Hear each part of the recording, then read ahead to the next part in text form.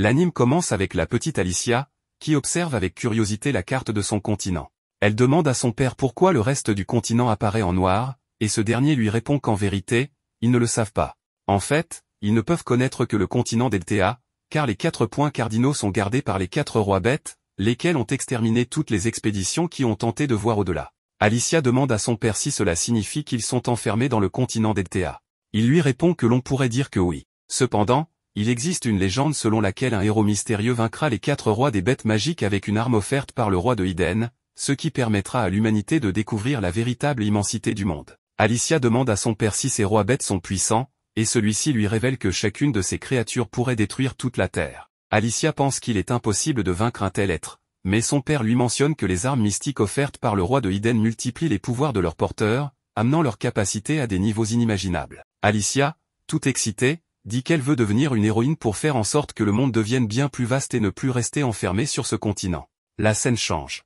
Les années ont passé, et on retrouve Alicia, plus âgée, dans un carrosse, en route pour accomplir son rêve. Elle est accompagnée d'autres héros, eux aussi porteurs d'armes légendaires, Olgus, Katz, Milro, Minalch et Mudo. Katz s'intéresse un peu à Alicia, qui ne s'est pas présentée avec le reste du groupe, et on lui demande d'où elle vient. Mais ils sont interrompus par Stéphane, qui leur dit de rester vigilants, car ils se trouvent en territoire des bêtes magiques. Le cocher leur annonce qu'ils ne pourront pas continuer par la route, celle-ci étant trop escarpée. Mais soudain, ils sont attaqués par les bêtes magiques. Les jeunes héros s'organisent rapidement et commencent à éliminer toutes les bêtes sur leur chemin, tout en continuant leur route. Ils démontrent une grande capacité au combat, en particulier Stéphane, qui possède un grand pouvoir destructeur. Après avoir vaincu une hydre et quitté les grottes, ils arrivent au repère du roi des bêtes. Le maître de la montagne lunaire se présente rapidement, surprenant tout le monde. Il s'agit du roi qui règne sur le sud d'Eltea, Clévatès de la lumière de la lune. Malgré son apparence imposante, les héros déclarent vouloir le vaincre. Après tout, ils sont les héros élus. Ils se jettent rapidement sur lui, mais en un instant, Clévatès tue Stéphane d'un seul coup. Olgus l'attaque à son tour, mais il se retrouve décapité. Sans perdre de temps, Clévatès continue d'éliminer les autres héros. Alicia les avertit que les attaques viennent des ombres, et qu'ils doivent les éviter en restant dans les airs. Clévatès attaque alors Alicia, mais elle parvient à esquiver, ce qui attire son attention. Elle est plus futée que prévu. Pendant leur combat, Clévatès pense qu'il n'a pas observé les humains d'aussi près depuis un millénaire. Les héros tombent les uns après les autres. Clévatès se demande comment ces êtres autrefois insignifiants comme des insectes ont réussi à arriver jusqu'ici, et ce qui a bien pu changer en 1000 ans. Alicia parvient à s'approcher suffisamment pour lui entailler la corne. Clévatès, calme, s'interroge sur les intentions de ces humains. S'ils projettent de menacer à nouveau ces terres dans le futur, mieux vaut les étudier un peu. À ce moment-là, tout commence à s'illuminer, et les héros sont anéantis, sauf Alicia, qui reste grièvement blessée. Pendant ce temps, à Hydralt, la capitale du royaume de Iden, les habitants vivent en paix, jusqu'à ce que Clévatès apparaisse soudainement. Ils pensent que tous ces individus se sont présentés comme des héros et ont attaqué ces terres en prétendant avoir été choisis par le roi de Iden. Il en déduit donc que le roi est le cerveau de toute cette affaire et décide d'aller le confronter. Les soldats commencent à l'attaquer, en vain. Il avance à grande vitesse vers le château royal, détruisant tout sur son passage. La garde royale prépare la défense, et dès qu'il est à portée, il lance les catapultes, mais Clévatès détruit tout avec ses queues. Arrivé au château, il pulvérise ce qui se trouve devant lui. On informe le roi de la situation et on lui conseille d'évacuer, mais il répond qu'il sait déjà de qui il s'agit, et que dans ce cas, cela ne servirait à rien de fuir. La priorité est désormais de fermer le fourneau, car le feu de Iden ne doit surtout pas être éteint. À l'extérieur, les chevaliers continuent d'attaquer Clévatès. Celui-ci se demande quelle différence il y a entre les soi-disant héros et ces insectes. Lorsqu'il commence à être attaqué par des arbalètes, il comprend que c'est dû aux armes, et décide de les analyser avant que l'humanité ne devienne plus puissante. Le roi ouvre la porte du fourneau, mais un fracas retentit, et en un instant, tout est propulsé dans les airs. Clévatès lui demande s'il est bien le roi de Iden, ce qui surprend ce dernier. Il lui demande comment une bête magique peut parler leur langue. Clévatès lui conseille de mesurer ses paroles, sans quoi il risquerait de provoquer l'extermination de tous les hominidés. Car il ne s'agirait plus seulement de Iden, mais aussi de Dorn, Org, Slada, Ban et tous les peuples des royaumes d'Eltea. Même s'il tue le roi et détruit son pays, si le reste des hominidés possèdent la même essence, d'autres viendront un jour menacer ces terres. Il veut donc les comprendre et savoir quel genre d'êtres vivants ils sont. Il lui demande pourquoi il veut sa mort. Le roi lui répond qu'un monstre comme lui ne pourrait jamais comprendre. Cela lui coûte la vie, Clévatès le décapite. Décidé, Clévatès entreprend alors d'anéantir tous les hominidés. Mais sur le chemin du retour, il entend les pleurs d'un bébé. Une femme le supplie d'épargner l'enfant. Clévatès lui demande si elle est aveugle et lui rappelle qu'il est le roi des bêtes, qu'il prévoit d'anéantir l'humanité, et lui dit de haïr le fait que ce bébé soit né humain à Eden, pas lui. La femme répond que les bébés ne choisissent ni leur lieu ni leur moment de naissance, et même si les humains lui ont fait du mal, cela ne justifie pas la mort d'une créature innocente qui ne peut même pas se tenir debout. Clévatès lui dit que pour lui, tous sont pareils. Elle grandira, prendra une épée, et après avoir conquis son propre territoire, elle en envahira d'autres. Les hominidés sont les plus dangereux et agaçants de tous. Mais si elle affirme que cet enfant mérite de vivre, alors qu'elle le prouve ici et maintenant. La femme répond qu'elle ne peut pas, car elle va mourir, mais elle est certaine que cette petite créature le lui prouvera un jour. Sur ces mots, elle meurt. Avant de repartir, Clévatès décide de lui donner une chance et de vérifier s'il mérite vraiment la vie. On nous explique alors qu'il existe 5 tribus sur le continent d'Eltea. Les Sladas, experts en nage et navigation, qui détestent vivre avec d'autres peuples. Les Orgs, un peuple courageux, experts en médecine et chasse. Le peuple de Dorne, le plus nombreux, expert en construction et en guerre, qui a divisé la plaine centrale en 2 royaumes, Elsine et Boilat. Les Iden, les plus anciens, entourés de mystères, très doués en forge et artisanat. Et enfin, la 5e tribu, les Bent, barbares des terres sauvages, puissants individuellement, mais sans unité ni leadership. Le royaume de Iden est petit, mais c'était le seul capable de forger des armes avec du minerai magique et du mana, un savoir détenu uniquement par la famille royale. Ils commerçaient beaucoup avec le royaume de Dorne, et la majorité de leur population était métisse, car les Iden de sang pur étaient très rares. Dans le monde, il n'y avait pas que le continent d'Eltea, mais ses habitants ne pouvaient le savoir, car au-delà se trouvait l'habitat des bêtes magiques. À l'époque actuelle, sur le mont de la Lune, 2 bêtes sont impatientes de dévorer le bébé, mais elles fuient en sentant la présence de Clévatès.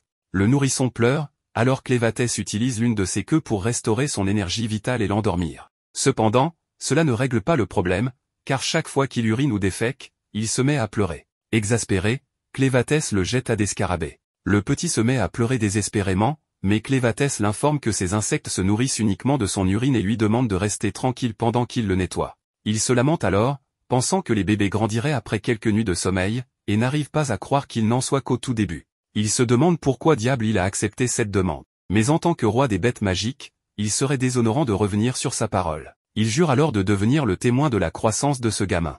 Nous voyons le corps inerte d'Alicia, on ne sait pas si elle est morte ou évanouie. Un flashback montre Alicia pleurant sur son père gravement blessé, avec une silhouette derrière elle. Puis, elle se remémore les derniers instants de sa bataille et se réveille soudainement, se demandant où elle se trouve. En voyant Clévatès, elle se met en garde. Celui-ci lui dit qu'il a jeté les corps et les armes de ses compagnons au fond de la vallée, et comme elle est la seule qui peut lui être utile, il a décidé de la ressusciter, confirmant qu'elle était bien morte. Il révèle qu'elle peut bouger grâce au sang démoniaque qu'il lui a donné, faisant d'elle un cadavre ambulant. Alicia, incrédule, est interrompue par Clévatès qui lui ordonne de découvrir ses seins. Perplexe, elle lui demande ce qu'il veut dire. Il explique que le bébé a faim et qu'elle devrait se taire et se dévêtir. Il utilise son pouvoir pour la contrôler, la forçant à retirer son armure. Cependant, il s'énerve en constatant qu'elle ne produit pas de lait. Alicia, furieuse, lui répond que c'est parce qu'elle est vierge et que seule la mère peut allaiter son enfant. Clévatès la traite d'inutile, et Alicia, humiliée, lui demande de l'achever.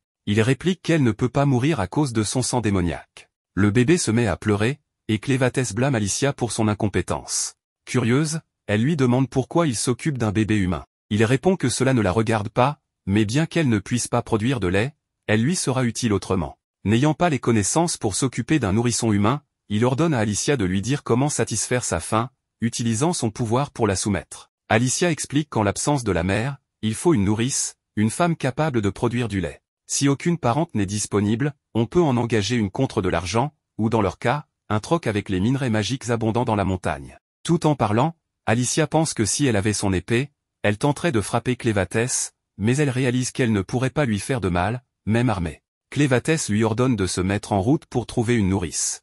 Alicia l'arrête, arguant que s'il se présente ainsi dans un village, il causera la panique. Elle propose de prendre le bébé et de chercher une nourrice à sa place, pensant qu'il faut les séparer, même si elle ignore pourquoi ils sont ensemble. Clévatès refuse de lui confier le bébé, car s'il mourait hors de sa vue, cela ne lui conviendrait pas. Cependant, il admet qu'elle a raison, pour que l'enfant grandisse comme un humain, il ne peut pas rester sous sa forme actuelle. Il utilise son pouvoir pour prendre l'apparence de celle qui lui a confié le bébé. Alicia est stupéfaite de le voir se transformer. Clévatès décide qu'ils ont besoin de noms pour s'intégrer à la société humaine. Il baptise le bébé Luna et se présente à Alicia, lui demandant son nom avant de se mettre en route. Plus tard, près d'un ruisseau, Alicia baigne Luna, se lamentant d'être tombé si bas. Le bébé lui urine dessus, et Clévatès lui ordonne de la nettoyer correctement, moquant ses efforts en comparaison des insectes de sa caverne. Alicia se plaint de ne pas pouvoir lui désobéir, tandis que Clévatès continue de la réprimander, exigeant qu'elle fasse les choses correctement. Elle remarque qu'il est perfectionniste malgré son statut de monstre. Peu après, Luna est propre et heureuse. Clévatès ordonne à Alicia de changer ses vêtements tachés de sang, affirmant que même les bêtes magiques du coin sont plus propres qu'elle. Il lui demande aussi de se laver et de nettoyer le tissu enveloppant Luna. En lavant ce tissu, Alicia découvre, choquée, qu'il porte l'écusson de la famille royale de Iden, réalisant que le bébé est de sang royal. Pendant ce temps, un Iden parcourt les ruines du royaume, cherchant des survivants et déplorant le désastre prévisible de la lutte contre le roi des bêtes. Il se demande si le roi est devenu fou.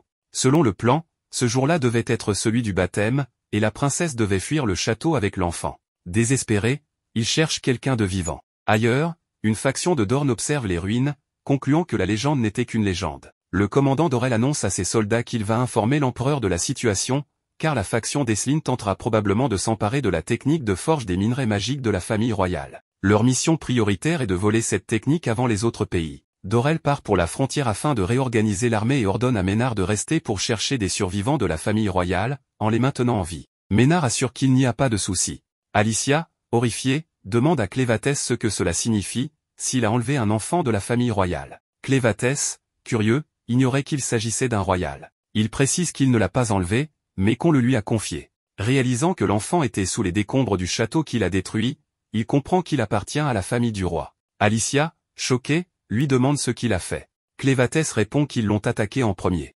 Déconcertée, Alicia explique que si le roi est mort, tout le monde cherchera cet enfant de sang royal pour la technique de forge des minerais magiques, réservée à la famille royale de Iden. Clévatès observe Luna, comprenant qu'elle porte un destin inéluctable, mais trouve cela fascinant. Il décide de faire d'elle une reine, lui-même agissant comme un ministre dans l'ombre. Auparavant indifférent à la conquête, il trouve excitant d'observer le comportement des hominidés depuis le sommet et d'envoyer ses serviteurs s'infiltrer pour les exterminer à sa guise. Alicia réalise qu'elle a aggravé la situation en parlant trop. Clévatès lui ordonne de se mettre en route pour nourrir Luna. Alicia tente de se calmer, sachant que même si Luna retournait dans son pays, un étranger cornu comme Clévatès ne serait pas accepté. Bien qu'il puisse changer d'apparence, elle est certaine qu'il ne peut cacher sa corne. Elle ne comprend pas son obsession pour Luna, mais sait que si quelqu'un tentait de la lui arracher, il pourrait exterminer tous les hominidés. Elle décide que sa dernière mission en tant qu'héroïne sera d'empêcher cela à tout prix. Clévatès la réprimande pour marcher trop lentement. Alicia tente de l'avertir qu'il y a quelqu'un derrière lui,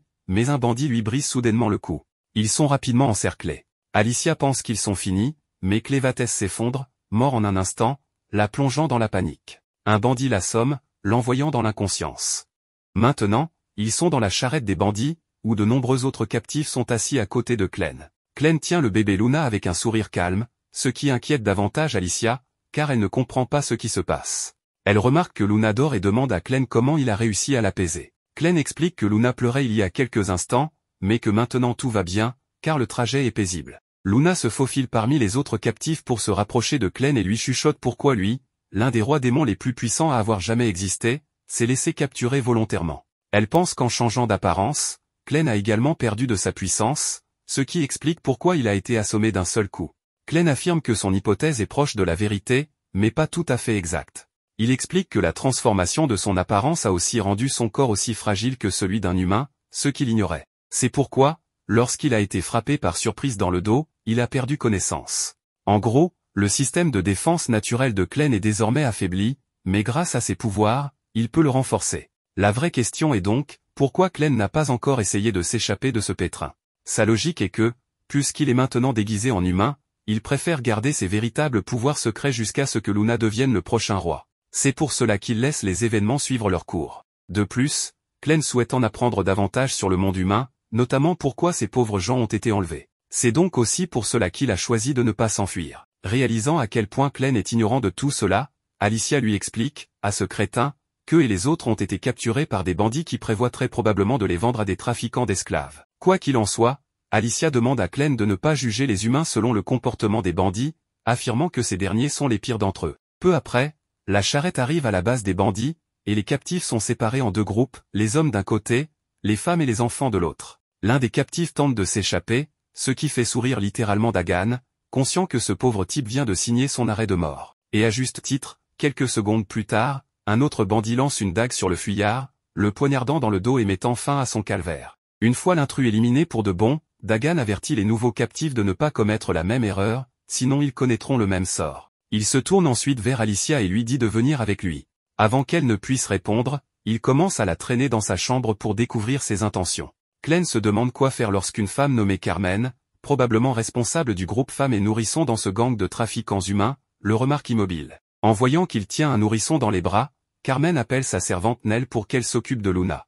Nell est chargée de nourrir les bébés capturés. La base des bandits se trouve dans une carrière, et tout au fond de la fosse se trouve une mare dans laquelle repose une lame rouge légendaire. Mais cette lame est protégée par une chose monstrueusement puissante. Quoi qu'il en soit, il semble que je me suis trompé sur les intentions d'Agan, car il est révélé qu'il a seulement amené Alicia à Broco. Broco est le chef par intérim du gang des bandits appelés les Corbeaux en l'absence de leur véritable chef, Zazak. Broco aurait apparemment usurpé la position de chef des Corbeaux, mais personne n'ose le contester à cause de sa bête de compagnie, Betty, capable de réduire n'importe qui en morceaux. Alicia reconnaît cette créature comme un démon occidental et est surprise d'apprendre que Broco l'a apprivoisé. Broco parle avec Betty, qui lui dit vouloir jouer avec un humain mâle. Broco lui dit qu'elle peut choisir librement l'un des deux bandits venus avec Alicia. Mais avant cela, il révèle pourquoi il a fait venir Alicia dans son bureau. Les bandits possèdent tous les cristaux magiques qu'Alicia a récupérés dans la base de Clen. Broco sait également que ces cristaux viennent du mont Moon, le repère de Clévatès. En se basant sur les preuves et le fait qu'Alicia n'a pas eu peur à la vue de Betty, il conclut qu'elle fait partie des 13 héros envoyés de Iden pour vaincre Clévatès. Broco suppose qu'Alicia était en route vers Iden avec ce sac plein de cristaux magiques. Il lui annonce alors une mauvaise nouvelle, la capitale royale a déjà été détruite par Clévatès.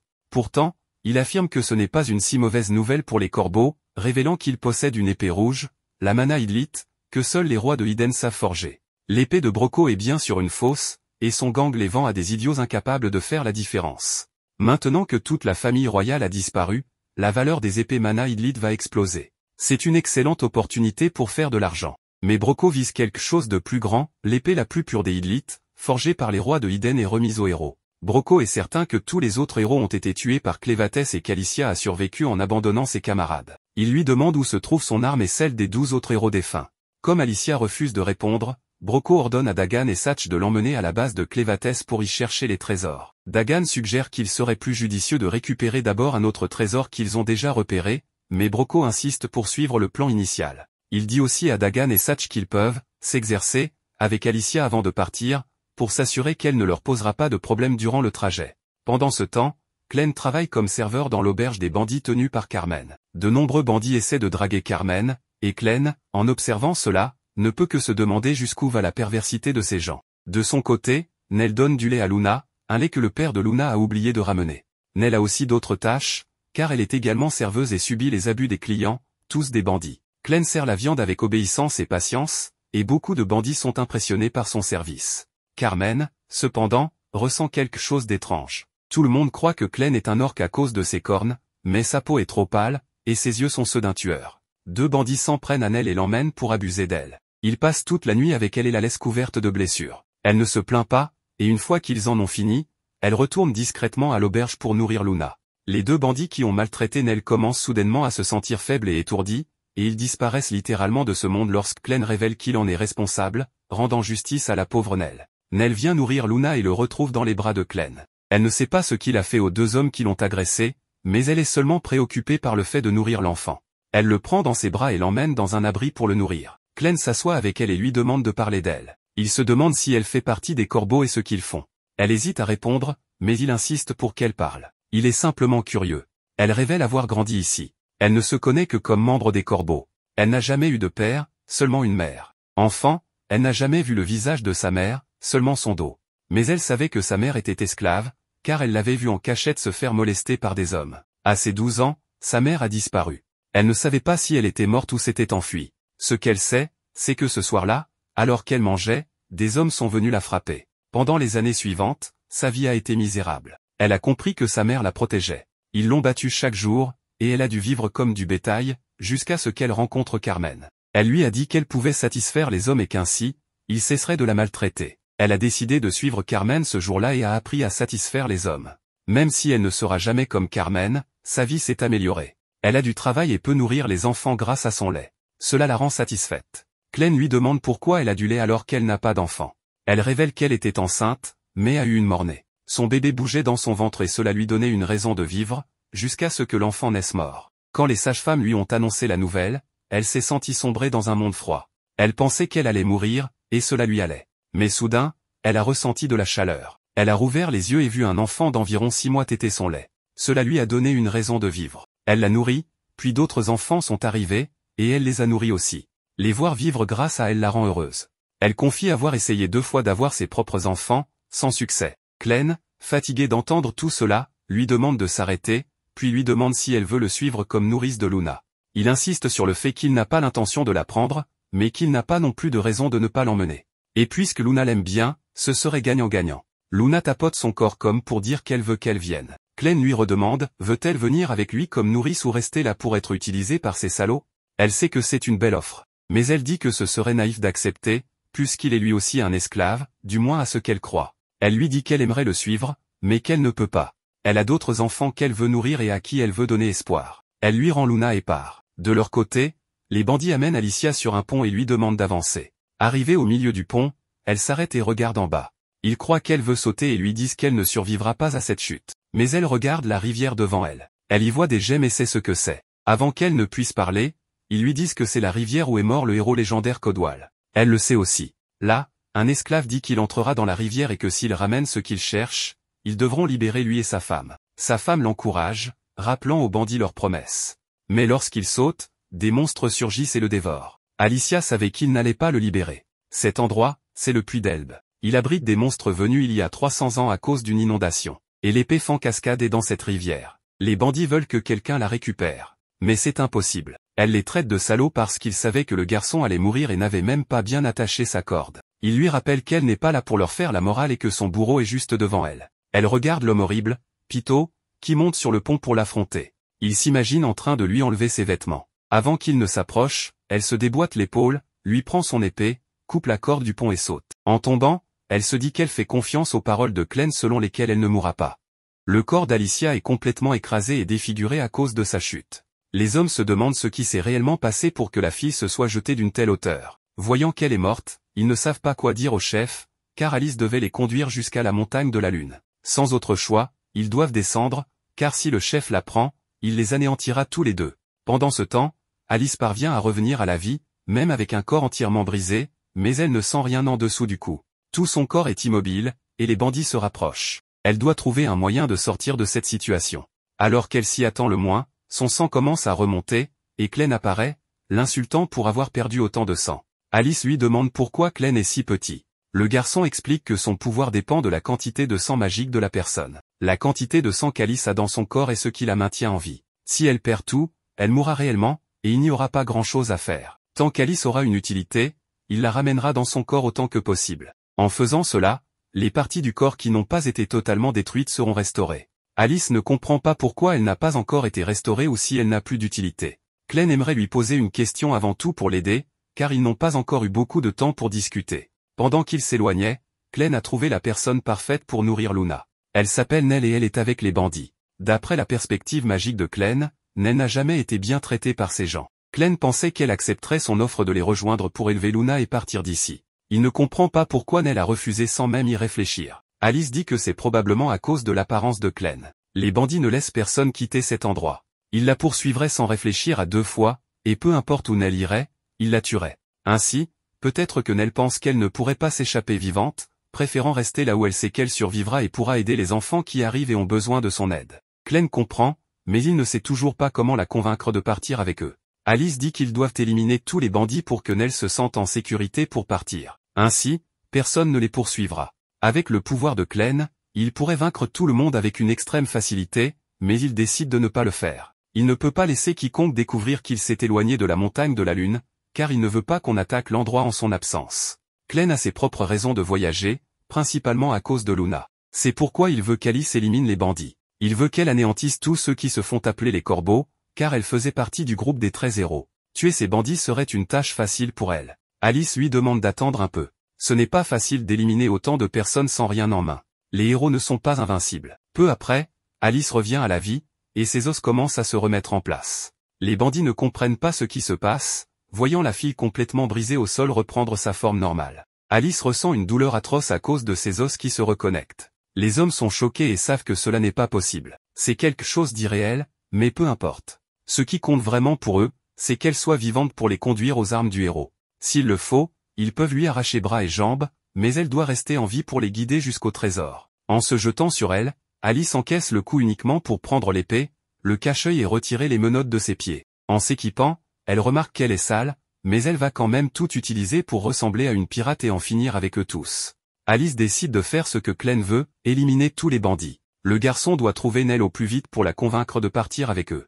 La scène change pour montrer la fille, qui explique qu'elle a été retardée parce qu'elle nourrissait le bébé. Inquiète pour son amie, elle aimerait qu'elle fasse plus attention. Maintenant, elles doivent nettoyer tout l'endroit avant l'arrivée des bandits. Nell commence à nettoyer. Carmen ne comprend pas pourquoi elle est de si bonne humeur. Nell veut en savoir plus sur le monde, car elle est avec les corbeaux depuis sa naissance et ne connaît rien de la vie à l'extérieur. Carmen ne sait pas exactement à quoi ressemble le monde dehors, tout comme elle et les autres personnes de cet endroit, qui ont soit perdu leur foyer, soit commis des crimes graves. Elle n'a pas de bons souvenirs du monde extérieur, donc elle ne peut pas expliquer à Nell. Elle aimerait savoir pourquoi Nell veut tant en savoir sur le monde extérieur. Elle imagine qu'elle pense à s'enfuir, mais en réalité, Nell n'y pense même pas, car elle croit qu'il est impossible de s'échapper. Malgré tout, elle est curieuse de savoir à quoi ressemble le monde dehors. L'un des esclaves l'a invitée à s'enfuir, mais à ce moment-là, le chef des corbeaux entend tout.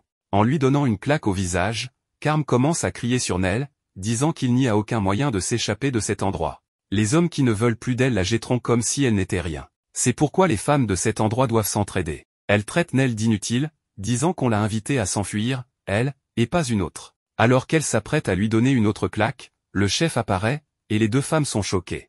Il est en colère parce que les gens ne peuvent pas manger sans transformer l'endroit en porcherie. Il ne comprend pas et ne veut pas savoir de quoi elle discutait, mais voir une amie frapper une autre est inacceptable. Carm demande pourquoi le chef est là, car il ne vient jamais. Il explique qu'il a entendu dire que quelque chose de nouveau était arrivé. La fille explique qu'un bébé vient d'arriver. L'homme appelle Nell pour lui montrer où est l'enfant, disant qu'ils vont l'engraisser un peu. En voyant l'expression inquiète de la femme, il la fixe avec colère. Irritée, elle attend qu'il parte et se met à crier, disant que seule Nell peut nourrir les enfants. Toutes les femmes ne produisent pas de lait. Soudain, Clem apparaît derrière la fille et dit que plus personne ne peut nourrir Luna, car Nell vient d'être emmenée. Elle a voulu quelque chose qu'elle ne pouvait pas avoir, la liberté. En remarquant les yeux de la fille, il note qu'ils sont vides et ressent de la peur rien qu'en les regardant.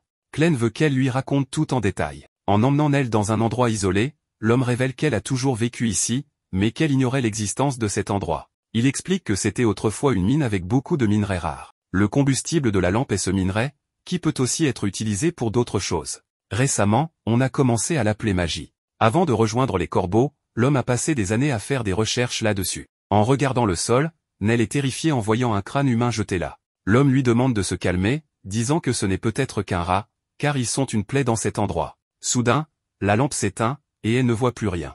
En appelant le patron, il dit qu'il va bientôt la rallumer. La lampe doit être défectueuse, il lui faut juste une seconde. Quand la lumière revient, une grande créature apparaît. L'homme explique qu'il utilise les minerais magiques pour la contrôler. Les corbeaux ne pardonnent jamais les traîtres, et le petit désir de Nell pour le monde extérieur est considéré comme une trahison.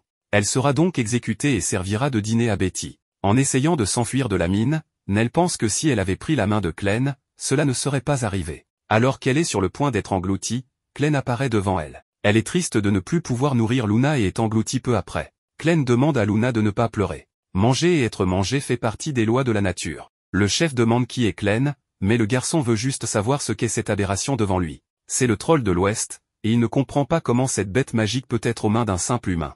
Cela ne fait définitivement pas partie de l'ordre naturel. Le chef veut aussi comprendre comment Clem peut rester si calme face à une créature comme Betty. Il trouve dommage de donner un enfant en nourriture à Betty, mais il la laisse quand même faire la fête. Cependant, la créature devient complètement incontrôlable, et il ne comprend pas ce qui se passe. Peu après, la bête vomit Nell, et Clem remarque que sa peur était si grande qu'elle a expulsé la femme, qui respire encore, bien que difficilement. Clem veut que quelqu'un s'occupe d'elle, et Luna peut le faire. Alors, ils sont emmenés hors de là. Le chef veut comprendre ce qui s'est passé, car Betty n'obéit pas comme il le faisait habituellement.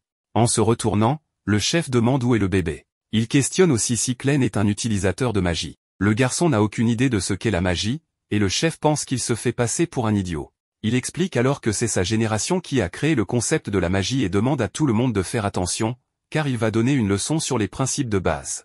Il sort une poudre de sa chemise.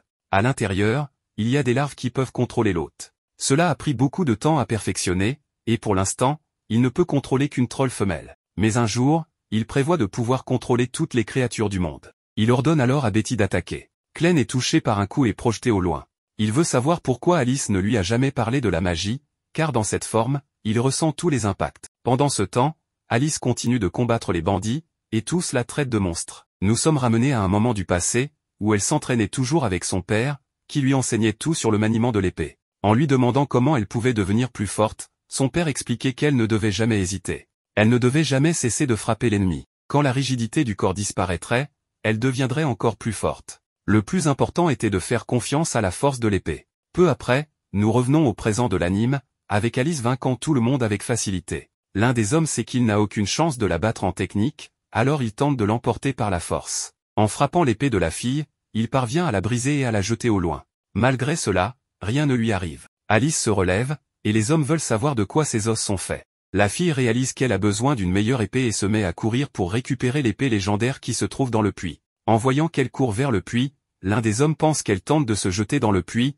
mais pense que les bêtes démoniaques à l'intérieur du puits vont la bouffer, car en 300 ans personne n'est ressorti vivant du puits. Elle monte en haut tandis que les bandits continuent de la poursuivre. Elle détruit une partie de l'échafaudage pour dissuader les bandits de la poursuivre, mais ils continuent quand même à la suivre. Alice coupe ensuite la corde qui maintient l'échafaudage en place, la faisant s'écrouler au fond de l'eau. Bientôt, tous sont entraînés au fond de l'eau, et les bêtes commencent à dévorer les bandits. En cherchant où est la femme, on découvre qu'elle est cachée dans le tonneau de pommes. Elle a un avantage que l'ancien héros n'avait pas, elle ne peut pas se noyer. Maintenant, elle part à la recherche de l'épée légendaire. Malgré tout, au fond de l'eau, une autre bête l'attend. À mesure que le tonneau coule au fond du lac, la pression de l'eau commence à faire souffrir Alicia. Bien qu'elle ne puisse pas mourir, elle ressent une douleur intense, mais elle continue de l'endurer jusqu'à ce qu'elle aperçoive l'épée légendaire. Une grande partie de son corps est engourdie à cause du manque d'oxygène, mais elle persiste à plonger vers l'épée. Au moment où elle est sur le point de l'attraper, un œil gigantesque s'ouvre, révélant qu'elle et l'épée ne sont pas au fond du lac, mais sur le dos d'un monstre colossal. Désespérément, Alicia tente de saisir l'épée, espérant que ses pouvoirs renforceront ses capacités pour survivre. Le monstre l'avale entièrement avec l'épée. Avec le peu de force qui lui reste, elle parvient à l'attraper. À cet instant, elle se remémore les mots de son père, qui lui avait dit qu'elle possédait plus de talent que quiconque pour libérer les pouvoirs de l'épée légendaire, faisant d'elle une héroïne exceptionnelle. Ces mots lui donnent l'élan nécessaire pour continuer à se battre, et elle réussit à sortir de la gueule du monstre. Son estomac est déchiré à cause de la morsure du monstre, et elle commence à perdre beaucoup de sang, un sang magique. En tant que mi-humaine, mi-zombie, elle reste consciente,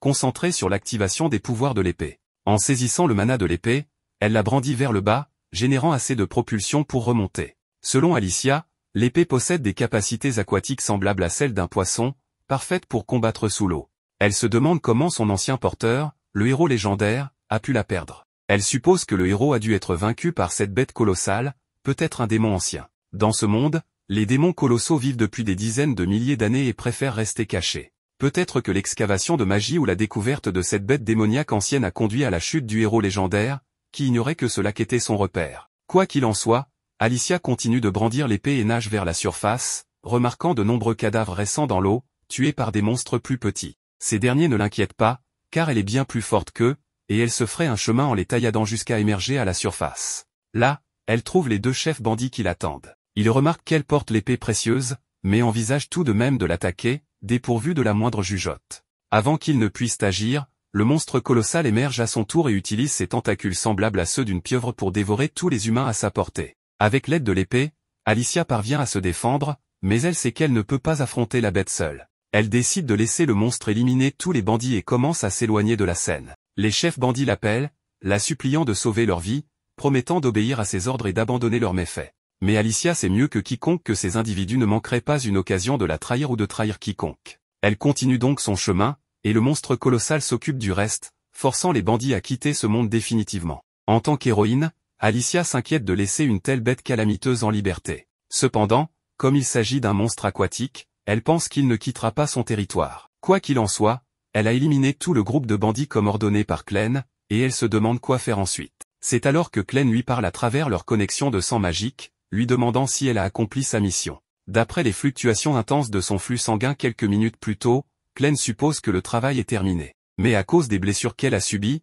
il réalise qu'elle a dû beaucoup lutter. Alicia n'en revient pas de l'audace de cet homme. Elle lui dit qu'au lieu de rester inactif, il devrait venir l'aider, l'informant qu'elle s'est retrouvée dans une situation compliquée face à un démon colossal. En entendant cela, Clem s'excuse, affirmant qu'il était occupé à gérer ses propres problèmes, ce qui surprend Alicia. Elle n'a jamais pensé que le roi démon le plus puissant pourrait avoir des ennuis. Clem explique que sa forme humaine limite ses véritables pouvoirs, mais le principal problème vient des subterfuges bon marché utilisés par les humains contre lui. Il est furieux qu'Alicia lui ait caché l'existence de la magie. À cause de cela, il lui annonce qu'il la punira. Il a déjà éliminé Betty, et le maître de Betty, Broco, fuit pour sauver sa vie lorsqu'il tombe sur le corps de Nell. En se retournant, il trouve Luna assise à côté de Nell. En tant que vilain, il décide d'enlever Luna. Pendant ce temps, Alicia se précipite sur place, ordonnée par Clem d'arriver immédiatement, et elle ne peut désobéir à ses ordres. Avant d'aborder la punition, elle demande à Clem ce qu'est cette fumée rouge, mais il ne répond pas. Au lieu de cela, il lui pose des questions sur l'épée, et elle refuse de la lui donner, disant qu'elle a trop souffert pour l'obtenir. Clem n'insiste pas et répond à sa question précédente, expliquant que cette fumée réduit l'essence des démons, ce qui explique pourquoi il a du mal à localiser Luna. Il pourrait reprendre sa forme originale pour dissiper la fumée, mais il craint que la caverne ne s'effondre. Il ordonne donc à Alicia de régler ce problème, lui confiant la tâche puisqu'elle connaît la magie. Alicia explique que, bien qu'elle sache ce qu'est la magie, elle ne peut pas l'utiliser. Clem n'en revient pas qu'elle soit une héroïne aussi inutile. Alicia lui reproche d'avoir tué les 11 autres héros, affirmant que certains d'entre eux savaient utiliser la magie, mais Clem l'ignore complètement et commence à explorer la caverne lui-même. Alicia le suit et lui demande ce qu'il fera si Broco a déjà fait du mal à Luna. Clem répond que si cela arrive, son intérêt pour le monde humain disparaîtra, laissant entendre qu'il détruira toute l'humanité. Ils doivent donc trouver Luna avant que Broco ne lui fasse quoi que ce soit, sinon des millions d'innocents souffriront. Sachant que Luna est la seule chose qui empêche la destruction de l'humanité, Alicia n'a d'autre choix que de retrouver le garçon. Elle commence à marcher avec Clem pour le trouver et remarque une traînée de sang. Elle vérifie le sang, constate qu'il est humain et demande à Clem si Nell était blessée. Elle a raison, Nell est blessée et saigne, mais Clem dit qu'il a pu arrêter l'hémorragie pendant un temps, bien qu'il savait que cela ne durerait pas. La manière dont le sang est traîné sur le sol indique l'une de deux choses, soit Nell s'est traînée pour sauver le garçon, soit quelqu'un la traîne. La réponse est la seconde. Cependant, personne ne la traîne, au contraire, c'est elle qui retient Broco par ses vêtements pour s'assurer qu'il ne prenne pas Luna. Plus tôt, Broco avait trouvé Luna et Nell au sol et avait pris le garçon. Pour le protéger, Nell continuait de s'accrocher à ses vêtements, empêchant Broco de l'emmener. Fatigué de l'obstination de Nell, Broco lui demande jusqu'où elle ira et insiste sur le fait qu'il ne veut que le garçon. Il se rappelle que lorsqu'il a trouvé Luna, il a essayé de s'approcher, mais Luna a repoussé sa main et a crié. Le cri de Luna brise la lampe qu'il tient. Il réalise que Luna possède un pouvoir magique supérieur au sien et confirme que Luna a le sang d'Iden, ce qui lui suffit. Comprenant que le garçon est utile, il veut l'emmener. Comme Nell refuse de lâcher ses vêtements, il menace de lui couper la main et de partir. Avant qu'il ne le fasse, Alicia apparaît et l'arrête. Broco est choqué qu'Alicia soit encore en vie et demande ce qui est arrivé à la bande qu'il avait envoyée pour la tuer. Elle lui répond qu'ils auraient déjà atteint le paradis s'ils rampaient. Clem se joint à la conversation et parle de la manière dont il punira Broco. Ce dernier réalise que Luna est sa seule issue, alors il place son épée sur les mains de Luna, menaçant de lui couper les doigts à chaque pas qu'ils font. Clem s'en moque, mais Alicia l'arrête. Clem insiste sur le fait qu'il peut régénérer les mains de Luna, mais cela n'effacera pas la douleur. Alicia n'apprécie pas cette idée et propose à Broco de négocier. Elle lui dit qu'elle possède l'épée héroïque qu'il veut, la montre et annonce qu'elle est prête à la céder en échange du garçon. Elle jette l'épée contre le mur et lui donne deux options, lâcher le garçon et prendre l'épée avec les deux mains, ou garder le garçon et laisser l'épée. Broco rit, comprenant que si Alicia est prête à abandonner l'épée, c'est que le garçon est très important, confirmant qu'il a bien le sang d'Aiden. Il déclare qu'une seule épée ne suffit pas pour qu'il renonce au garçon et exige de connaître l'emplacement des autres épées. Alicia hésite à donner cette information, mais Clem lui dit que ce ne sont que quelques épées et qu'elle peut les céder. Les épées se trouvent tout au mont de la Lune, l'endroit où Clem les avait attaquées. Elle révèle à Broco l'emplacement des épées. Broco rit, pensant qu'il les a trompées, mais il ignore qu'ils ne sont pas dupes. Il sort une poudre magique, la verse sur lui et se vante de récupérer l'épée lui-même. Il devient invisible, et Luna se met à pleurer. Broco se parle à lui-même, disant qu'il laissera cette épée et ira chercher les 12 autres. Il part, pensant que les autres ne peuvent pas le voir. Cependant, il est choqué quand Alicia le frappe. Il lui demande comment elle a pu le voir et le frapper. Elle répond que, bien qu'elle ne puisse pas le voir, elle pouvait l'entendre, ainsi que les pleurs de l'enfant et les vantardises de Broco sur ses pouvoirs. Elle lui dit qu'il ne sera jamais aussi puissant qu'il le souhaite et restera toujours faible. Clem récupère Luna, nettoie la poudre de son corps et se prépare à partir. Alicia demande ce qu'il compte faire avec Nell, mais il répond qu'elle est trop gravement blessée et que son corps est endommagé. Il pourrait la guérir, mais cela demanderait beaucoup d'efforts, et il ne pense pas qu'elle en vaille la peine. Alicia pense autrement, Nell a sauvé l'enfant jusqu'au bout, montrant à quel point elle voulait qu'il soit sain et sauf. Elle insiste sur le fait que, si elle était la mère de Luna, elle voudrait que Luna vive. Glenn lui rappelle qu'il ne peut utiliser son sang magique que sur une personne à la fois, et s'il l'utilise pour Nell, Alicia risque de mourir. Alicia, ayant déjà péri une fois, dit que mourir à nouveau ne serait pas un problème. Elle insiste sur le fait qu'elle est une héroïne et que sauver les gens est sa mission, se souvenant que son père lui avait dit la même chose en grandissant. Glenn transfère son sang dans le corps de Nell. Nell se réveille, choquée d'être en vie, et demande à Glenn s'il l'a sauvée. Il répond que non, révélant que c'est Alicia qui a pris la décision et qu'elle devrait la remercier. Il commente que, malgré la force d'Alicia, elle reste humaine et prédit qu'elle se réveillera dans quelques minutes. Comme prévu, Alicia se réveille et attrape immédiatement son épée, soulagée qu'elle soit encore là. Glenn confie Luna à Nell et l'appelle par un nouveau nom, Nelly, lui disant qu'elle est renée et que son nom doit changer. Elle doit le suivre. Nell serre Luna contre sa joue avec joie, pensant au voyage à venir et espérant ne pas être un fardeau. Le voyage de 3 personnes est désormais celui de 4. Plus tard, le maudit Glenn avertit Alicia qu'il gardera son épée pour le moment, car elle attire trop l'attention et pourrait causer des problèmes si une autre bande la voyait. Il finit par la dissimuler dans son ombre. La pauvre Alicia se lamente, car on lui a pris son épée chérie. À ce moment, Nell arrive, prête pour son voyage, avec une quantité impressionnante de bagages. Alicia lui demande si elle va bien avec tout ce poids, et Nell répond que, curieusement, cela lui semble assez léger. Alicia pense que Glenn a probablement transféré à Nell une partie de la force d'un des bandits, ce qui explique sa vigueur accrue. Nell propose de porter l'épée et l'armure d'Alicia, mais celle-ci lui dit qu'elle n'a plus rien, car Glenn les lui a pris. Cependant, apprenant que Broco possède les meilleures armures et épées dans son bureau, Alicia demande la permission à Glenn d'aller en chercher une. Il accepte, et Alicia, enthousiaste, part à la recherche d'une nouvelle épée. Glenn demande à Nell si cet endroit va lui manquer. Elle répond qu'elle n'en garde pas de bons souvenirs, mais que c'est aussi là qu'elle a vécu avec sa mère, et qu'il est un peu triste de le voir abandonné. Elle aurait aimé pouvoir dire au revoir à Carm et aux autres. Glenn semble intéressé, alors qu'il tente d'en savoir plus sur Carm, un étrange individu surgit de nulle part, se tenant derrière Glenn. Pendant ce temps, Alicia arrive dans le bureau de Broco, où elle trouve par hasard une armure de cuir. Elle ressent un peu de dégoût en imaginant ce pervers en train de porter ce genre d'armure, se disant qu'il devait probablement juste la renifler. Finalement, elle l'enfile, car même si elle est immortelle, elle n'aime pas ressentir la douleur. Elle trouve également une bourse remplie d'argent et une excellente épée. Mais alors qu'elle s'apprête à quitter la pièce, Glenn est projeté à l'intérieur, se plaignant que son maudit corps est trop léger. Le roux de tout à l'heure entre dans la pièce, et Alicia réalise qu'il est extrêmement puissant. En un instant, il l'attaque, surprenant Alicia par sa force. Elle parvient à esquiver de justesse, mais lorsqu'il attaque à nouveau, elle bloque ses coups, notant la puissance de ses coups de pied. Lassé de sa résistance, le jeune homme décide de l'envoyer valser hors de la pièce avec une technique. Sans perdre de temps, il la poursuit, la félicitant pour sa résilience.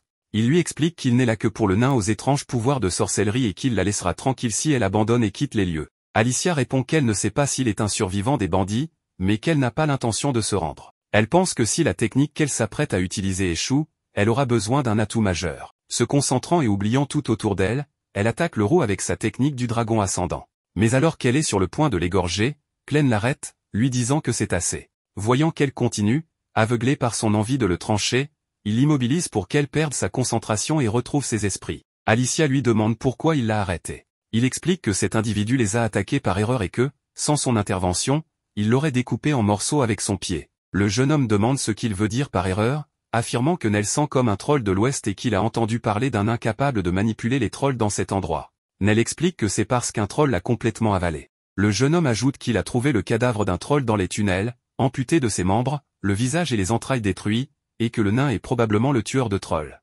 En entendant cela, Glenn comprend la situation et demande à Nell d'emmener Luna à l'entrée du campement. Il explique à Alicia que ce jeune homme est une bête démoniaque. Il a une apparence humaine, mais il est autre chose à l'intérieur, utilisant une illusion si puissante que même lui ne peut voir sa véritable forme. Il ne fait aucun doute qu'il possède des griffes et des ailes, et seul un être est capable d'une telle illusion, la reine des bêtes démoniaques de l'Ouest, Zaftier, de la brume impénétrable qui, soit dit en passant, ne s'entend pas bien avec Clévatès du clair de lune. Le jeune homme demande qui il est et comment il en sait autant. Glenn se présente comme un serviteur à forme humaine d'un roi démoniaque, tout comme lui. Alicia est surprise de voir que Glenn cache son identité, même aux autres bêtes démoniaques, se souvenant qu'il ne voulait pas que quiconque sache qu'il avait quitté la montagne. Le jeune homme, comprenant qu'il pourrait partager le même objectif, éliminer les hominidés, révèle sa véritable forme. Il explique que sa maîtresse, Zaftier, prévoit également d'exterminer les hominidés et se présente comme Galt, un serviteur du roi des bêtes démoniaques de l'Ouest. Il demande à Clem de prouver qu'il est une bête démoniaque, et Clem lui donne une petite démonstration. Convaincu qu'il n'y a pas de raison de se battre, Galt reprend forme humaine. Alicia panique en réalisant qu'il y a plus de 2 bêtes démoniaques parlantes sous forme humaine, se demandant si les héros se sont trompés de cible. Clem la rassure, expliquant que peu de bêtes démoniaques peuvent parler et prendre forme humaine. En dehors de Zaftier, qui aime se transformer, rares sont celles qui tolèrent les hominidés, les considérant comme une honte à fréquenter. Galt demande à Clem pourquoi il est avec une héroïne, leurs ennemis naturels. Clem admet qu'Alicia est une héroïne, mais qu'elle est désormais sa subordonnée, incapable de lui désobéir, et qu'elle joue le rôle de guide pour l'aider à comprendre l'habitat des hominidés. Il considère Alicia et les autres comme des outils pour explorer cet environnement. Galt, plus ou moins satisfait, avertit Clem que s'ils interfèrent avec ses plans, il tuera ces hominidés. Clem lui répond qu'il peut essayer, mais que ce ne sera pas facile. À son tour, il interroge Galt sur les plans de Zaftier pour anéantir les hominidés, alors qu'elle aime être adorée par eux, notamment par les orques du bois de l'Ouest, qui la vénèrent comme une déesse. Alicia confirme que les héros n'attaquent pas la bête de l'Ouest, car pénétrer dans ce bois sans les orgues est presque impossible. Galt révèle que, 3 jours plus tôt, en patrouillant dans le bois, il a remarqué des bêtes démoniaques cherchant leurs petits. Il a vu un éclat lumineux et a informé Zaftier que c'était le 9e cas de disparition de petits sans raison apparente. Bien que certaines bêtes démoniaques dévorent parfois leurs petits, ces disparitions sont inhabituelles, et les hominidés pourraient en être responsables. Zaftier, déçu, pensait avoir de bonnes relations avec les orgues, ce qui est un mauvais présage. Galt propose d'appeler le chef des orgues, mais Zaftier refuse, ne leur faisant pas confiance, et lui ordonne d'infiltrer le monde des hominidés pour enquêter sur ces disparitions. Selon ses découvertes, elle envisagerait d'anéantir les hominidés. Clem réalise que Zaftier a eu la même idée que lui et raconte à Galt qu'il a tué un nain qui contrôlait un troll de l'Ouest par sorcellerie, l'obligeant à l'éliminer après avoir été attaqué. Il ajoute que ces événements pourraient ne pas se limiter aux petits des bêtes démoniaques.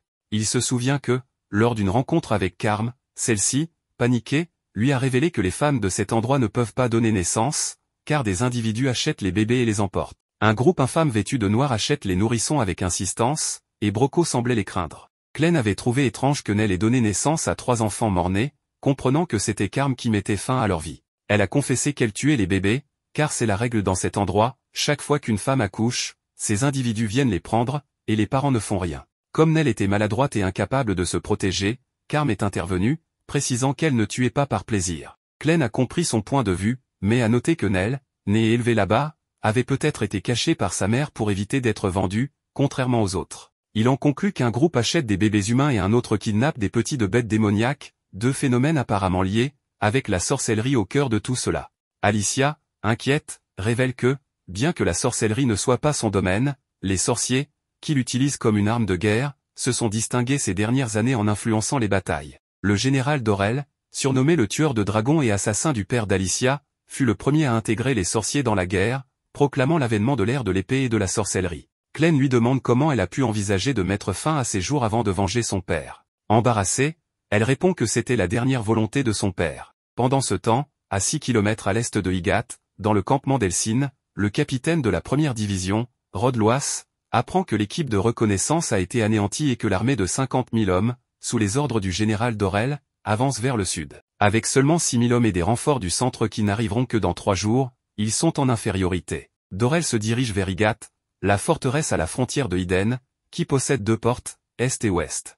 Défendre la porte ouest pourrait leur faire gagner du temps. Cependant, ils n'ont pas de nouvelles de Iden, ce qui corrobore la rumeur que Clem aurait détruit le château. L'objectif de Dorel semble être le fourneau de la famille royale, un artefact de sorcellerie ancestrale convoité pour ses secrets. Dorel, avec sa sorcellerie martiale avancée, pourrait dominer le continent s'il s'en emparait. Un messager annonce que la porte est de la forteresse s'ouvre, et Ménard, seul survivant, informe Dorel que le roi de Iden est mort, que la princesse héritière est en sécurité ailleurs, mais que le plus jeune fils, porteur du sang royal, a été enlevé par un jeune homme aux cheveux noirs, selon un témoin. Par coïncidence, la bande des corbeaux a confirmé avoir trouvé un bébé de Iden, et la description de son ravisseur correspond à celle du témoin. Dorel ordonne à Ménard, le sorcier le plus puissant de l'armée, de vérifier immédiatement cette information auprès des corbeaux.